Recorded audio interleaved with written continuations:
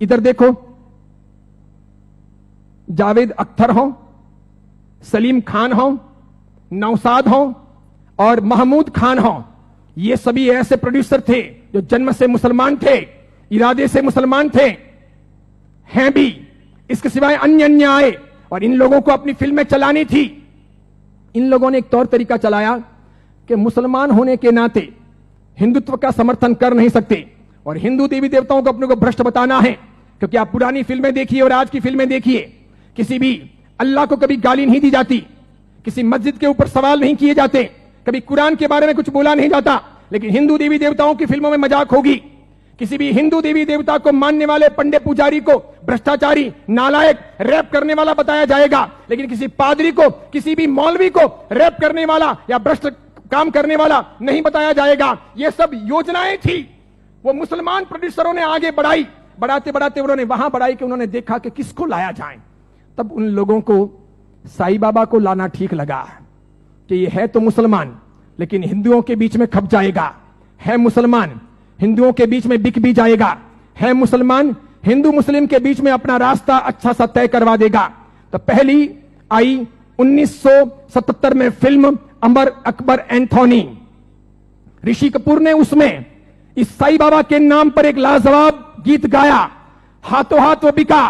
Film बहुत चली। देखो आप, फिल्म हिट हुई, बाबा भी हिट हो गए। फिल्म हिट हुई, बाबा भी हिट हो गए। मुझे यह बताओ, साईं बाबा का कौन सा धर्म ग्रंथ है? उन्होंने अपनी जिंदगी में, ये चांद मियां ने जो 8 साल तक जेल रहे, पिताजी के लिए जासूसी का काम किया, अंग्रेजों के हाथों बिके, झांसी की रानी लक्ष्मीबाई को मरवाने में जिसकी भूमिका रही, मराठाओं को बदनाम करने के लिए उसने बहुत काम किया, मराठाओं के स्वाभिमान को तोड़ने के लिए उसने बहुत काम किए, बहुत काम किए। क्योंकि मराठा एकदम पक्के कट्टर हिंदुत्ववादी, उन्होंने ये मंजूर नहीं था, तो उनके स्वाभिमान को ठेस पहुंचाने के लिए उसने बहुत काम किए। और उस आदमी को रातों रात साईं बाबा बना दिया गया, महिमा मंडित कर दिया गया। कैसी जोरदार ये सेल्स पॉलिसी थी, हाथों हाथ बाजार में बिके। कैसे बिके कि जब पहली बार 1918 में इन्होंने समाधि ली, तो 1918, 1919, 1920, 1921, 1922 का ऑडिट देखिए तो इनके शिरडी के साईं बाबा मंदिर का ऑडिट का आमदनी का स्रोत है 1800 रुपए, 2000 रुपए, 2500 रुपए, आखिर में है 3200 रुपए।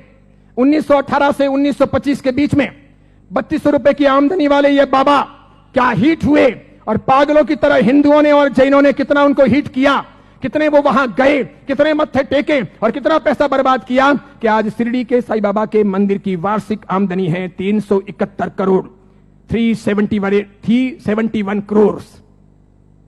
वहां मुसलमान जाने वाले 5% भी नहीं, वहां जाने वाले मुसलमान 5% भी नहीं, और जाने वाले हिंदू और जैन 95%, पैसे खर्च करने वाले अधिकांश 95%। मुझे बताइए, हिंदू धर्म के कौन से ग्रंथ में इनके बारे में क्या लिखा है? उपनिषदों में, वेदों में, महाभारत में, रामायण में, उसके बाद के किसी साहित्य में कि कभी शिरडी के साईं बाबा होंगे या हुए हैं, क्या वो फरिश्ते हैं, वो कोई अवतारी हैं, वो कोई हिंदू देवी देवता हैं? बिल्कुल नहीं। लेकिन हिंदू धर्म को भ्रष्ट करने, उनको बहलाने फुसलाने के लिए काम किया गया और ये सफल हो गया, सफल हो गया। हाथों हाथ ये बिक गए। आज तो देखिए, आज हिंदुस्तान के अधिकांश हिंदू मंदिरों में हिंदुओं के देवी देवता छोटे हो गए हैं, साईं बाबा बड़े हो गए हैं। हिंदुओं के देवी देवता साइड में हो गए हैं, साईं बाबा प्रमुख हो गए हैं। हिंदुओं के देवी देवता कम कमाऊ हो गए हैं, साईं बाबा अधिक कमाऊ हो गए हैं। जिसको भी अपनी दुकानदारी चलानी हो और भगवानों के नाम पर, देवी देवताओं के नाम पर पैसा कमाना हो, साईं बाबा की मूर्ति ला दो। आप भी प्रयोग कर सकते हो। दुकान बराबर नहीं चलती हो तो दुकान के बाहर बिठा दो, धनाधन उसका गल्ला अच्छा चलेगा, आपकी दुकान के गल्ले से भी अच्छा। बस ऐसी बात हो गई। चमत्कारों के तौर पर मुझे बताइए कि उन्होंने क्या किया, उनसे क्या हुआ? बताइए कि शिरडी जाने वाले सभी लोग अमीर हुए, सभी की गरीबी दूर हो गई, सब लखपति करोड़पति हुए, अरबपति हुए? क्या सभी के दुख दूर हो गए? जो वहां गए और हर साल जाते हैं, क्या वे बीमार नहीं पड़ते? क्या उनके घर में बाल बच्चे बराबर पैदा होते हैं, वे वांझिए नहीं रहते? क्या उनके वहां पर किसी का एक्सीडेंट नहीं होता, दुर्घटना नहीं होती? क्या शिरडी जाते हैं और मानते हैं उनके सब ख्वाब पूरे होते हैं? बताइए मुझे। और दूसरी बात, एक जैन परंपरा में जन्म लेकर, अरिहंत को मानकर, सुदेव सुगुरु सुधर्म के आधार पर चलकर आपको कौन सा दुख हुआ, कौन सी भीख मांगनी पड़ी, कौन सी तकलीफें हुई। अरे मजारों पर जाकर अगर बीमारियां दूर हो सकती थी, कब्रिस्तानों पर जाकर अगर बीमारियों से हम मुक्त हो सकते थे, या शिरडी के साईं बाबा के वहां पर मत्था टेक करके हम अपने रोगों से मुक्त हो सकते थे, तो फिर बड़े बड़े अस्पतालों के निर्माण की आवश्यकता क्या थी। बीमारियां जब मजारों पर और शिरडी के साईं बाबा के वहीं पर दूर हो जाएगी, तो फिर अस्पतालों की जरूरत क्या है। कितनी बड़ी मात्रा में हिंदुओं का शोषण हो रहा है। देखना आप, आने वाले कुछ समय के बाद हिंदू धर्म दो भागों में बंट रहा है। आज मैं उद्घोषणा कर रहा हूं, यह बहुत बड़ी भविष्यवाणी है। इन दोनों के बीच में गहरा संघर्ष चलेगा और इन दोनों के बंटवारे में, इन दोनों की लड़ाइयों में दूसरे धर्म के लोग हावी हो जाएंगे।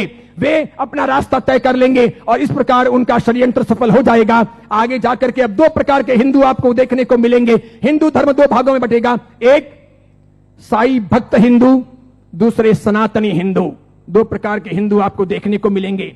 एक वे जो साईं बाबा को मानते हैं, दूसरे वे जो साईं बाबा को नहीं मानते हैं। कई सारे हिंदू पंडित पुजारी हैं, कई सारे हिंदू संत महात्मा हैं, उनको भी अक्ल नहीं है। वे भी शिरडी के साईं बाबा के वहां पर जाते हैं और उनको मानते हैं और उनके मंदिर बनाते हैं और उनकी पूजा करते हैं। उनको पता नहीं कि राम का इतिहास है, कृष्ण का इतिहास है, बजरंग बली का इतिहास है, महाभारत का इतिहास है, रामायण का इतिहास है, देवी देवताओं का इतिहास है। इनका कोई इतिहास नहीं। ये हिंदू नहीं, ये साधक नहीं।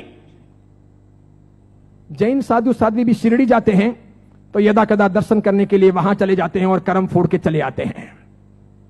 कितने बेशर्म होते हैं ऐसे जैन साधु साध्वी। क्यों उन्होंने पंच महाव्रत लिए हैं, क्यों उन्होंने सफेद कपड़े पहने हैं। मैंने कितने ही अलग अलग अपने संप्रदायों के जैन साधु साध्वियों को यात्रा के दौरान शिरडी जाते हुए देखा। वहां जैन मंदिर भी है, उपाश्रय भी है, स्थानक भी है, और उसके बाद में कभी न कभी वहां के श्रावकों को कहकर या अपने चेले चपाटियों को साथ में लेकर वे शिरडी के साईं बाबा के मंदिर में दरबार में चले जाते हैं।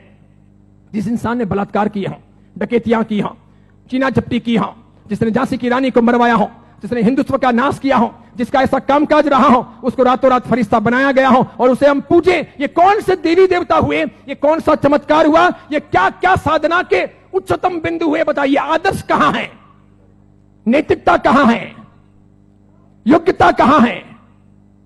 बहुत सारे लोग ख्वाजा मोइनुद्दीन